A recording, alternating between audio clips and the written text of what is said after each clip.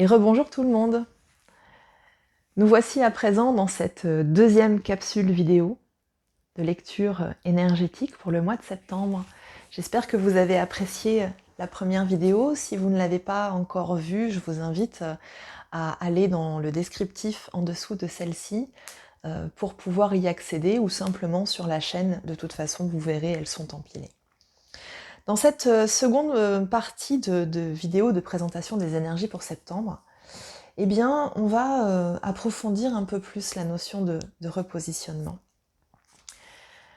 Ce qui nous est demandé au cours du mois de septembre de cette année, alors c'est souvent le cas d'ailleurs tous les ans, mais cette année, la thématique est vraiment cette thématique-là. On est dans le cycle lunaire au mois de septembre de la lune du noisetier. Alors certains parlent de lune des moissons, lune de grains. Alors la lune des moissons, c'est pas maintenant, c'est le mois prochain. Et sur cette appellation-là, on est sur la lune de grains, puisque cette année, nous avons 13 lunes. Et nous avons eu donc la fameuse lune bleue, je crois que c'était en août ou en juillet, je ne me souviens plus, donc qui est donc la 13e lune qui s'imbrique. Donc la lune bleue, c'est quand on a deux lunes dans un même mois. Et donc cette année, on aura 13 lunaisons. C'est la raison pour laquelle vient s'imbriquer la lune du grain, donc ici au début du mois de septembre. Alors la lune du noisetier, c'est une lune qui vient nous connecter avec la notion de sagesse, de connaissance également, puisque les noisettes, on appelle ça les fruits de la sagesse chez les Celtes. Alors il y a une très très belle histoire que vous trouverez sur le site internet que je mettrai en ligne prochainement, qui est l'histoire du saumon, l'histoire d'un saumon qui aurait avalé les 5 noisettes de la connaissance et qui donc a accédé à toute la connaissance de l'univers et donc à toute la sagesse. Un pêcheur dont j'ai oublié le nom est allé en quête de ce saumon et a ramené ce saumon chez lui, il l'a pêché, il l'a ramené chez lui, dans l'esprit de le manger et d'accéder ainsi bien, à la sagesse et à la connaissance. Et il demande à son page de lui cuisiner le saumon, mais surtout, il lui demande de ne surtout pas manger la chair de ce saumon. Cette chair de saumon, elle lui est réservée à lui. Le petit page rentre en cuisine, commence à cuisiner le saumon, à le faire cuire et se brûle. Se brûle en attrapant le saumon. Donc il dépose le saumon et il se lèche les doigts pour apaiser la brûlure. Mais puisqu'il avait touché le saumon, la chair du saumon s'était déposée sur ses doigts, et il accède alors à la connaissance et à la sagesse, au détriment du pêcheur, qui finalement mangera le saumon, mais il ne se passera rien. Et ce petit page, accédant à la sagesse et à la connaissance, je vous passe tous les détails de l'histoire, devient roi et gouverne avec sagesse, justement, ce nouveau royaume. Bien sûr, cette histoire nous dit que l'on n'est jamais mieux servi que par soi-même et que si on veut vraiment s'assurer de pouvoir retirer tous les bénéfices de ce que nous semons, eh bien nous ferions bien de nous préoccuper nous-mêmes de ce que nous avons semé plutôt que de le déléguer à d'autres personnes qui pourraient le récolter à notre place. Bon, ça c'est la petite histoire. Ici, la sagesse et la connaissance, eh bien, c'est quelque chose qui nous demande non seulement du travail, mais qui nous demande également de pouvoir nous ouvrir à une sagesse et à une connaissance qui ne sont pas dans les livres, qui ne sont pas dans la transmission humaine, physique, mais qui nous sont qui nous sont plutôt transmises par la nature, qui nous sont plutôt transmises par les énergies environnantes, mais aussi par nos guides, puisque en fait nous avons beaucoup de connaissances qui ont été oubliées et de connaissances qui ne sont transmises de toute façon que par l'expérience. Alors au mois de septembre, avec cette lune du noisetier, il nous est conseillé de utiliser nos 5 sens pour pouvoir accéder au 6e. c'est presque la condition sine qua non. En réalité, l'intuition, à part en de rares cas où on a vraiment des fulgurances, mais lorsque l'on veut vraiment piloter sa vie, en dehors de la médiumnité, hein, et même la médiumnité va s'appuyer dessus, eh bien on s'appuie vraiment sur toutes les informations qui sont à notre portée. L'odorat est très utile, le goût, la vue, l'ouïe, le toucher. Hein.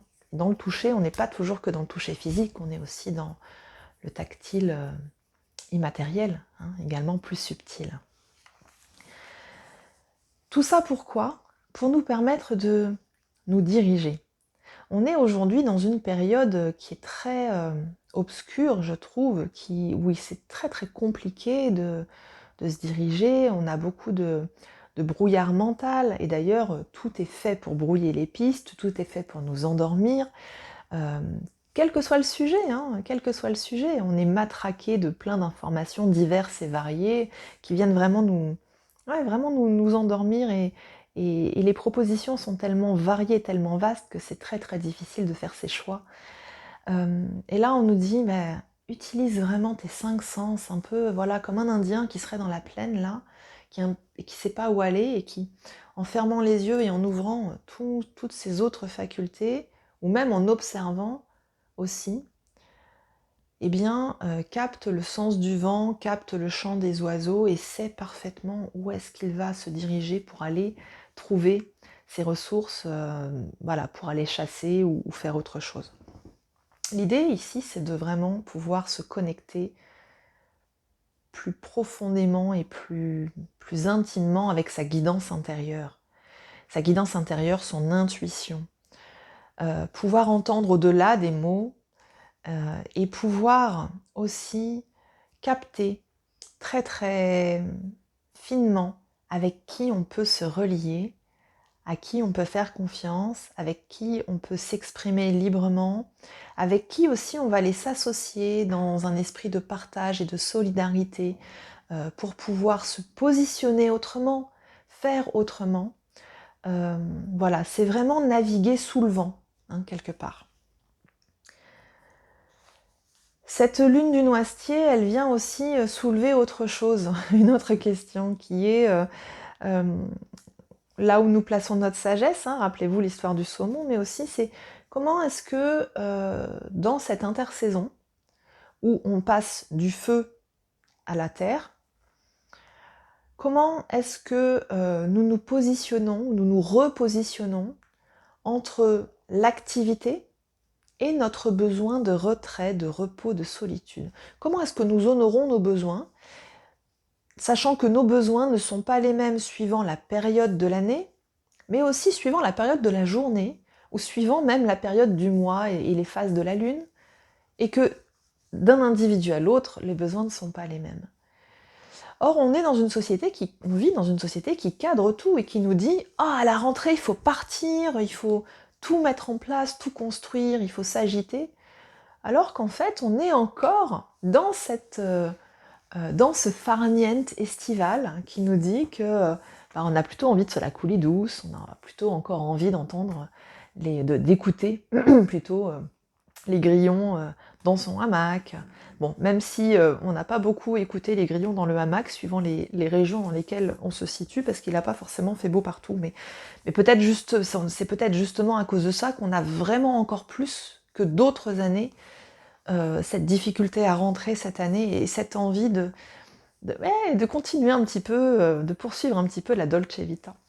Donc ça fait partie des besoins, et des nouveaux besoins, que peut-être on n'a jamais forcément eu à ce point avant. Donc comment est-ce qu'on honore ces besoins, et comment est-ce qu'on arrive à se positionner dans cette balancelle entre l'activité qui est nécessaire, et qui nous fait envie, parce qu'on a aussi envie de construire, de produire, d'avancer, et puis ce côté un petit peu tranquille.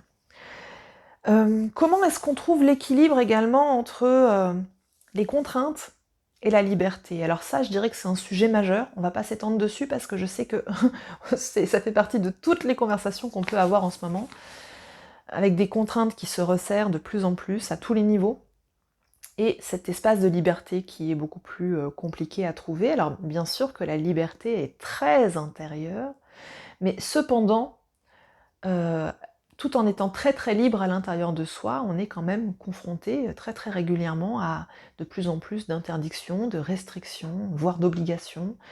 Donc comment est-ce que on arrive à équilibrer un petit peu sa vie? Parce que si on n'est que dans la contrainte et qu'on n'arrive pas du tout, on ne parvient pas du tout à trouver son espace, un espace de liberté dans lequel respirer, je donne pas très très cher de l'état émotionnel, mental et physique dans les semaines, mois à venir. Donc c'est vraiment important de pouvoir s'accorder cette liberté. Liberté de penser, liberté de conviction, y compris au sein d'une même famille. On n'est pas obligé d'être d'accord sur tout, avec tout le monde. Bon, ça devient un peu compliqué quand on a des thématiques parentales où les deux parents sont en opposition idéologique sur certains sujets. Je ne vous fais pas de dessin, ça devient compliqué. Mais voilà, comment est-ce qu'on honore ce besoin de liberté et cette vie soumise à certaines contraintes? Et puis, cette lune du noisetier aussi, elle vient nous dire comment est-ce que tu vas préparer ton jardin intérieur. Ou ton jardin tout court d'ailleurs, c'est-à-dire aussi bien votre potager pour l'an prochain que, euh, que de ce qui va nous nourrir cette année. Quelles sont les activités qu'on va pouvoir inviter dans notre quotidien, choisir. Je suis bien d'accord que les associations sportives en ce moment c'est un peu compliqué. D'ailleurs, il y a pas mal d'associations sportives qui ne sont que de petites associations qui n'ont pas les moyens de recevoir leurs adhérents, donc qui ne vont pas faire de propositions cette année. Donc voilà, mais comment est-ce que je vais de fait trouver des solutions pour nourrir mon jardin intérieur avec de la culture, avec de la créativité, avec des activités sportives, avec de la communication avec les gens, voilà. Et puis une autre thématique qui est très très parallèle à ça, c'est qui est très très matérielle pour le coup, c'est aussi comment est-ce que je vais préparer mon potager pour l'an prochain de manière à pouvoir subsister et partager autour de moi. Ou si je n'ai pas la possibilité de faire de potager, quelles sont les solutions que je vais mettre en œuvre pour pouvoir accéder à ces ressources.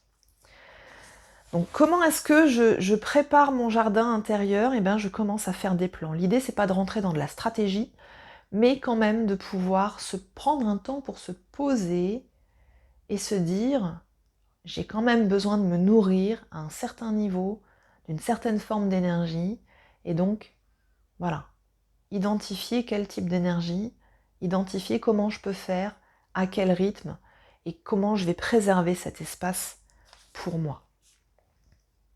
On est vraiment dans cette notion de repositionnement, hein, parce que c'est pas du tout la même chose que l'an dernier, et encore moins que les années précédentes.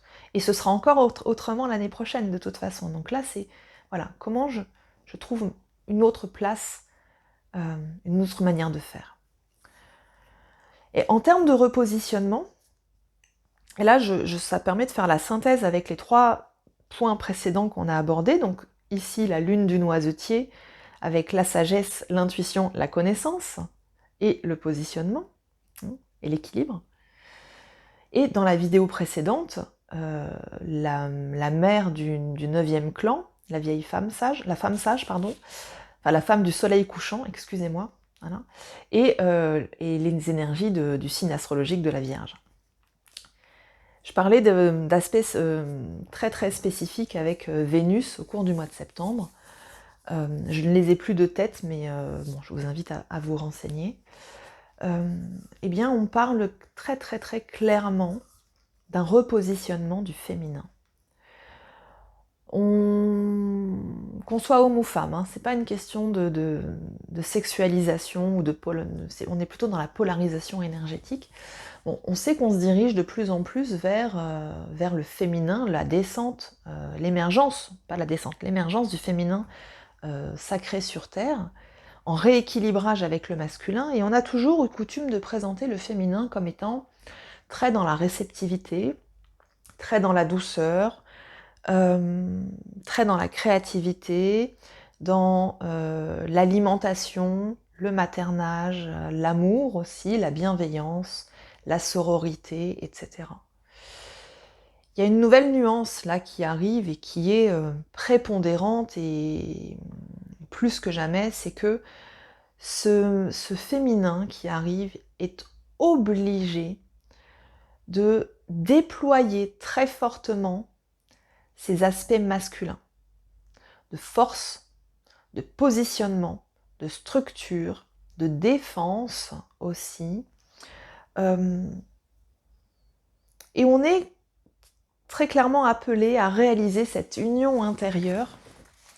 Et ça va se voir énormément chez les femmes. Les hommes, eux, ils ont à déployer vraiment leur féminin, mais les femmes, elles ont à déployer leur masculin.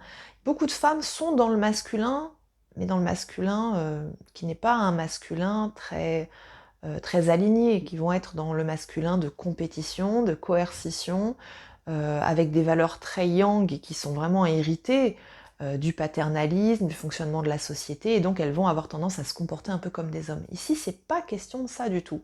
L'idée, c'est vraiment d'avoir invité totalement son féminin dans sa douceur, dans son accueil, dans son accueillance, c'est un mot qui n'existe pas mais que j'aime beaucoup, mais de pouvoir aussi monter vraiment sa force intérieure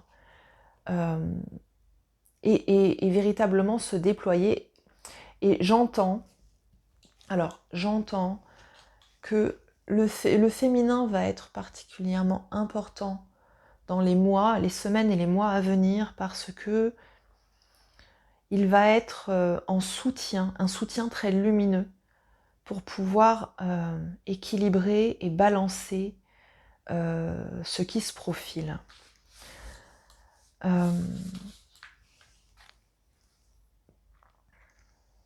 C'est un féminin qui va vraiment jouer dans l'énergie.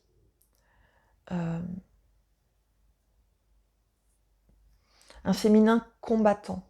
Mais c'est pas un combat pour détruire l'autre, c'est un féminin qui combat pour la lumière, c'est-à-dire qui apporte une énergie intense, extrêmement forte, avec une volonté, voilà c'est ça, avec une volonté dirigée pour pouvoir faire émerger ces nouvelles valeurs que nous identifions, que nous connectons depuis quelques semaines. Il va y avoir un effort presque de volonté. On va être amené, on l'a fait là dans le courant de l'été, c'est ce qu'on me dit, et il y en a qui sont encore dans le passage, encore dans le processus, mais voilà, ça s'aligne, ça s'équilibre, avec cette ouverture de cœur qui est assez importante. On est appelé vraiment à travailler l'ouverture de cœur, ou en tout cas à ouvrir le cœur. Je suis assez lassée de ce mot travailler. Ouvrir le cœur, se connecter à son âme, plus que jamais, s'aligner vraiment sur son âme, dans sa reliance spirituelle. Et ça va se faire notamment en revenant au corps le plus possible. C'est un sujet qu'on aborde depuis plusieurs mois, mais c'est indispensable d'être vraiment dans son corps, prendre soin de son corps, se reposer, manger correctement, être vraiment présent dans ses racines, dans ses pieds, dans son ventre, dans ses mains, voilà, pour arrêter de laisser le mental cavaler. C'est de vraiment réaliser cette trinité corps, âme, cœur,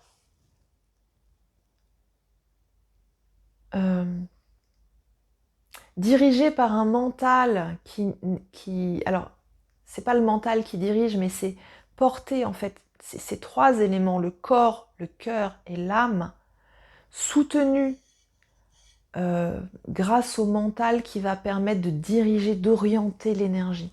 C'est-à-dire que c'est plus le mental de la peur, le mental de l'ego qui va piloter et écarter tout le reste, nous faire sortir du corps, déverrouiller l'émotionnel et puis nous déconnecter de notre âme, mais au contraire de mettre le mental au service d'eux, en soutien, de manière à diriger et orienter toute cette énergie pour permettre à ces nouvelles valeurs de sortir de l'eau, hein, ces nouvelles îles qui émergent, parce qu'on va en avoir effectivement énormément besoin, parce qu'on se dirige véritablement vers une période très conflictuelle. J'avais pas forcément prévu d'en parler là maintenant tout de suite, mais on va en parler maintenant. Je pensais faire une 3e vidéo, mais ça enchaîne tellement bien que on va rester sur cette énergie-là.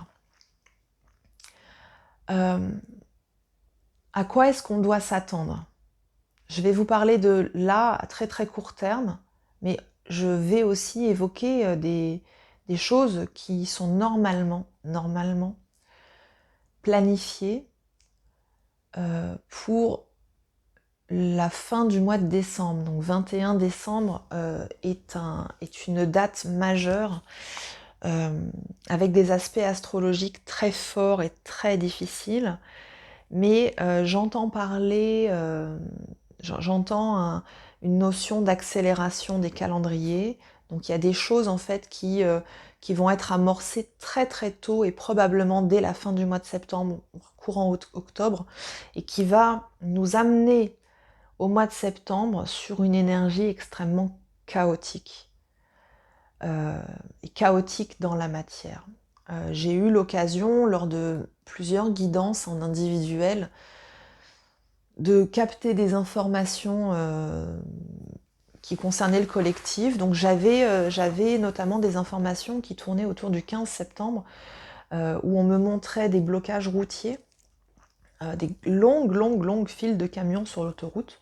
Et j'avais cette date du 15 septembre, donc il nous reste quelques jours pour voir ce que ça va donner. Je suis pas certaine que ça se traduise exactement comme ça, c'est peut-être juste un symbole. Hein. Parfois quand on reçoit une image, parfois c'est clairement une vision, parfois c'est juste un symbole. Mais ça montre vraiment cet effet bouchon, hein, qui arrive avec des blocages et une difficulté dans l'approvisionnement.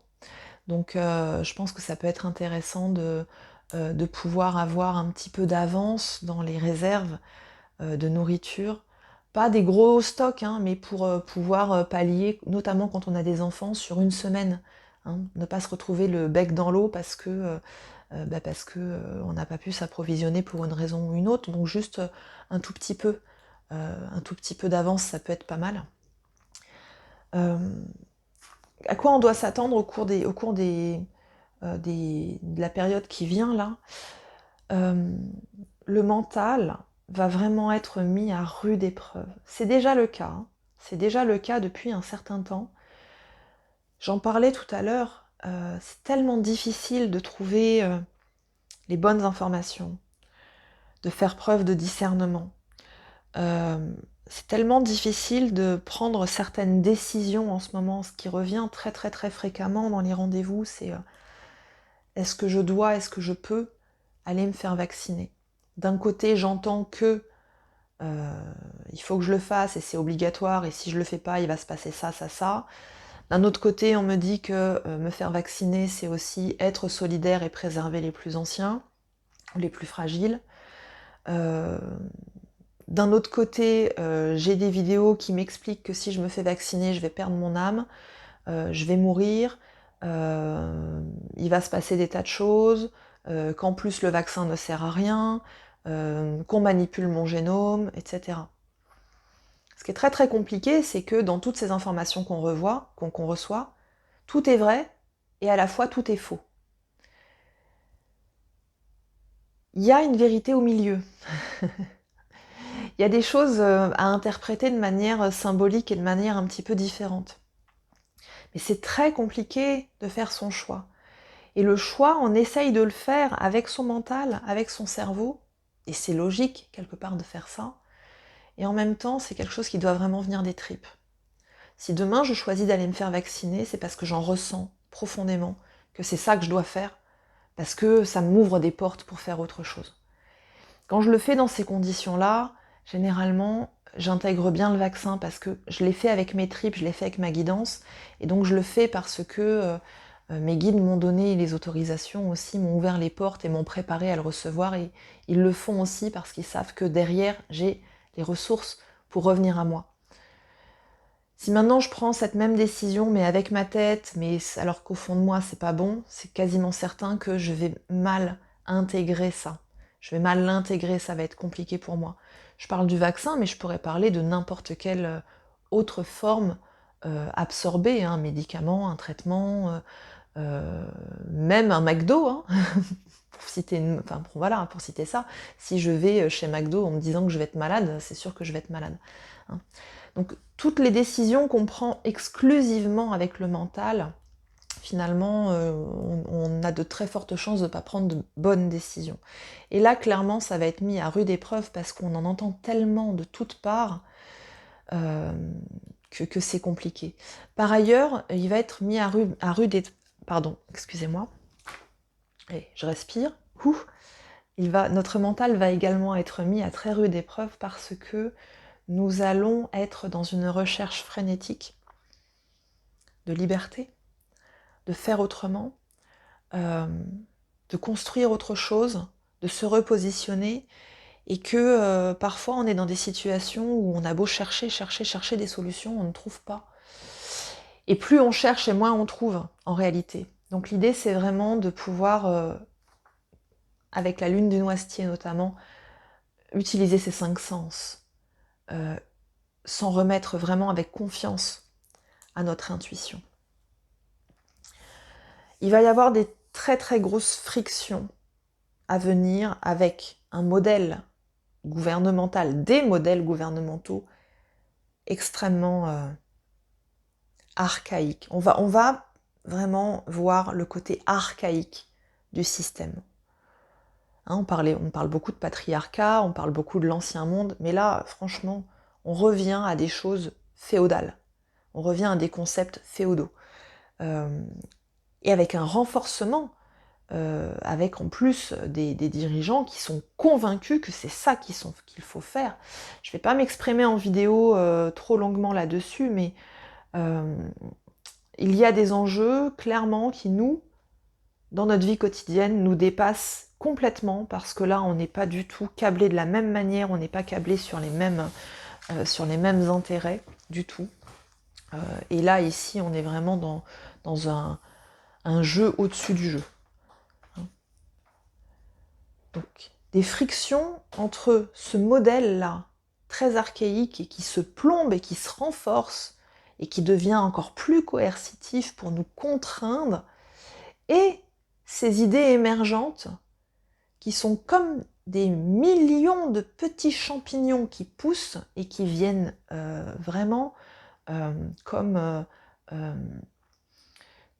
freiner l'engrenage, comme à bloquer même l'engrenage. C'est pour ça que j'ai vraiment cette situation, cette notion de blocage, hein, c'est que c'est plein de petites choses, même des petites personnes, pardon, c'est pas des petites personnes, mais c'est des petits groupes d'individus qui viennent freiner ça. Il va y avoir énormément d'actions, en fait. Donc, observez autour de vous ce qui se passe. Observez autour de vous ce qui se passe et vous allez voir que si vous êtes dans cette forme de résistance, vous n'êtes pas seul.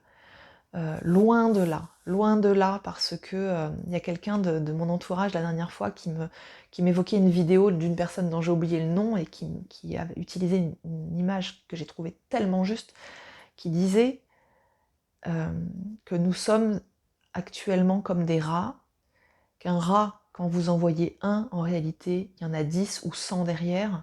Là, c'est exactement la même chose. Hein. Il y a vraiment toute une partie qui est en train d'émerger, qui n'est pas totalement visible, mais c'est beaucoup plus nombreux qu'on ne le pense. Hein. Beaucoup, beaucoup, beaucoup plus nombreux dans cette forme de résistance qu'on ne le pense. Donc il va y avoir un renforcement des lignes de décision, avec une accélération du calendrier, parce que le meilleur moyen de nous couper l'herbe sous le pied, c'est d'aller plus vite, de manière à empêcher les gens de s'organiser, de manière à empêcher les gens de réfléchir. On va nous demander de prendre des décisions très rapides. Ça va être très très compliqué. Donc moi je dis toujours, quand on ne sait pas quelle décision prendre, le mieux c'est de ne pas choisir et d'attendre. de laisser passer la vague. Il va y avoir une montée en puissance, vraiment un clivage temporel, la séparation des lignes de temps, c'est bon, on est dedans, c'est même plus la peine d'en parler, on est dedans, clairement. Vraiment un clivage de plus en plus profond. La grosse difficulté va être de continuer à vivre ensemble. Je le vois beaucoup au sein des familles, mais même d'une manière générale, l'idée ce n'est pas de se retirer de la société, mais c'est de continuer à vivre dans la société, dans son fonctionnement, de manière à pouvoir mettre des petites allumettes dans les rouages d'horlogerie de temps en temps. Ça va monter en puissance, avec des énergies vraiment de foudre, de feu à la fin de l'année. On a vraiment des énergies de rupture et un collectif à feu aux alentours de la fin de l'année. Que faire? Agir. Agir. C'est le moment d'agir.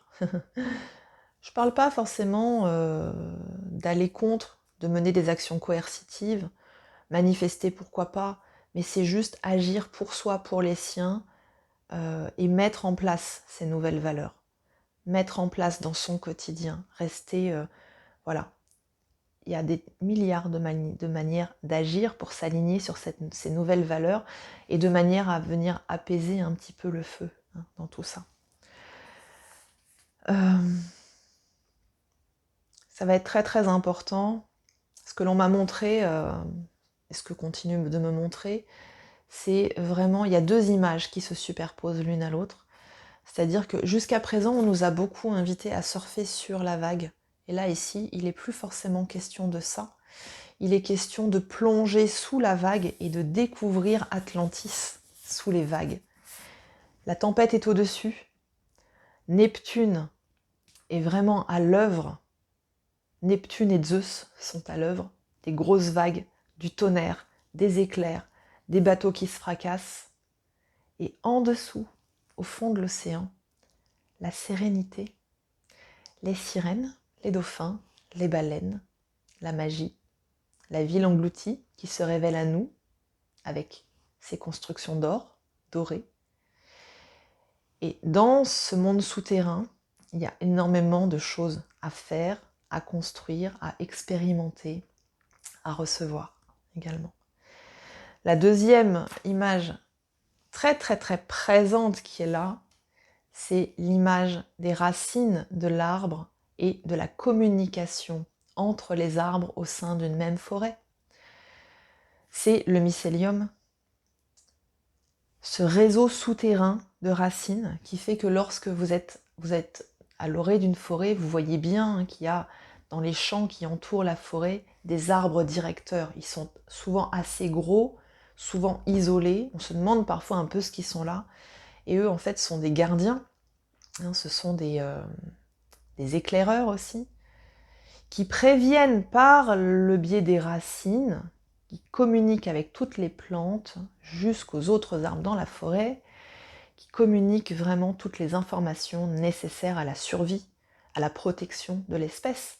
C'est comme ça que l'on voit que, par exemple, certaines plantes, lorsque un animal arrive et commence à grignoter une plante, elle envoie par ses racines des signaux aux autres plantes qui commencent à sécréter des toxines de manière à ne pas être mangées par la suite par cet animal lors de sa progression. C'est ça qu'on nous invite à cultiver, à nous en tant qu'êtres humains, alors à voir comment est-ce qu'on fait pour l'ancrer dans notre matière, comment est-ce qu'on va mettre en place cette vie souterraine. C'est vraiment la joie et la vie en dessous de cette couche égrégorique qui est très très intense, mais en dessous, il se passe énormément de choses. Je n'ai pas toute l'information, mais je pense que on va vraiment être de plus en plus amené à collaborer avec l'intraterre. On sait que les portails d'intraterre s'ouvrent les uns après les autres depuis ce début d'année 2021.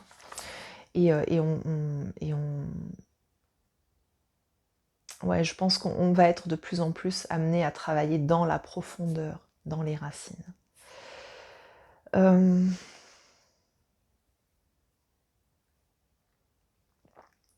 Il me reste peu de temps pour terminer cette vidéo. Je voulais juste faire un petit point en fait par rapport à ce qu'on est en train de vivre. On est dans un cycle majeur. Beaucoup au cours de ces dernières périodes ont parlé de l'Atlantide et de la chute des civilisations atlantes et lémuriennes et romaines et égyptiennes, etc. Et c'est évidemment le cas aujourd'hui. On est dans un cycle d'effondrement, régénération. Euh, C'est-à-dire que le monde ne va pas s'effondrer du jour au lendemain, comme ça, on n'est pas en train de tout perdre. Il y a juste des fondements de la société qui sont en train de bouger et de s'effondrer pendant que de nouvelles choses sont en train d'émerger. Ça va prendre beaucoup de temps, c'est le changement, c'est la transition. Et on est dans un cycle, et dans le cycle, à l'intérieur du cycle, sur cette humanité très précise, on voit des cycles dans l'histoire qui se reproduisent. Et quand je parlais tout à l'heure d'un système féodal, c'est effectivement le cas, là, ce qu'on est en train de vivre. On nous demande une allégeance. Donc l'allégeance égale la fidélité et l'adhésion et l'obéissance à un système. Et c'est un peu l'allégeance ou la mort. On revient à la chasse aux sorcières, hein, notamment. On revient aux guerres de religion. Alors, dans notre histoire de cette humanité précise, on a eu ça au niveau religieux. Si on ne prêtait pas allégeance, si on n'adhérait pas à la religion catholique, pour ne citer qu'elle, mais il n'y a pas que celle-là, alors c'était la mort, c'était le bûcher.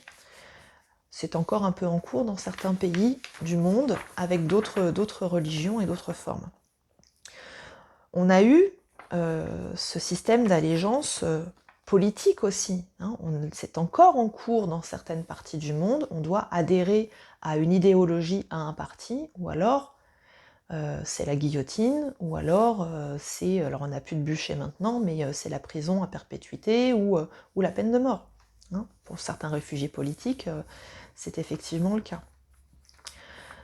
Ici, ce qu'on est en train de traverser, c'est une demande, une obligation, hein. On nous demande l'allégeance sur un plan sanitaire, physique. On nous demande une fidélité et une adhésion à un système de pensée pro-vaccin en l'occurrence, mais il n'y a pas que ça, et une obéissance dans le fait d'aller se faire vacciner ou de montrer patte blanche, etc. Demain, la vaccination sera probablement rendue obligatoire pour tous. C'est clair et net.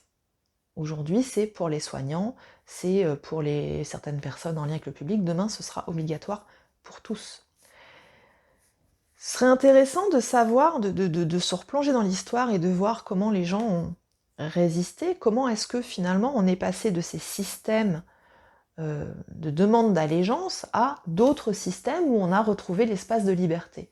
Ça nous donne confiance dans le fait que c'est transitoire, ça ne va pas durer. Ce qui m'inquiète un peu plus, à titre personnel, c'est qu'on a eu le religieux, le politique et maintenant le physique, et demain, j'espère que ce ne sera pas une demande d'allégeance ésotérique. Nous verrons bien. Quand je parle de ésotérique, c'est évidemment une demande de vendre son âme. On est bien sûr ici dans quelque chose de très délicat à exprimer.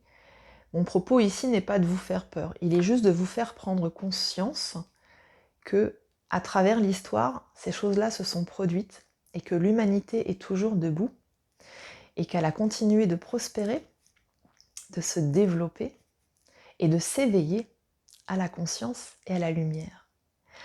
Alors, pour finir sur une note positive, faisons confiance, faisons-nous confiance parce que nous avons en nous les ressources, les sagesses, les connaissances qui vont nous permettre de traverser ce cap. Faisons confiance d'une manière générale parce que nous ne faisons jamais que traverser et que un jour, cette situation va s'améliorer, va s'arrêter. Et puis, portons un regard très positif sur tout ce que cette situation globale nous a permis de découvrir à propos de nous-mêmes, de déployer en termes de ressources et de compétences, et surtout de voir combien nous devenons de plus en plus beaux chaque jour. Je vous remercie de m'avoir suivi. Je vous souhaite un excellent mois de septembre. Je vous dis à très très bientôt. Commençons à préparer l'équinoxe et le retour à l'équilibre pour cette fin septembre. Et rendez-vous ici ou ailleurs, sur Facebook ou sur Instagram. Prenez soin de vous. Je vous embrasse.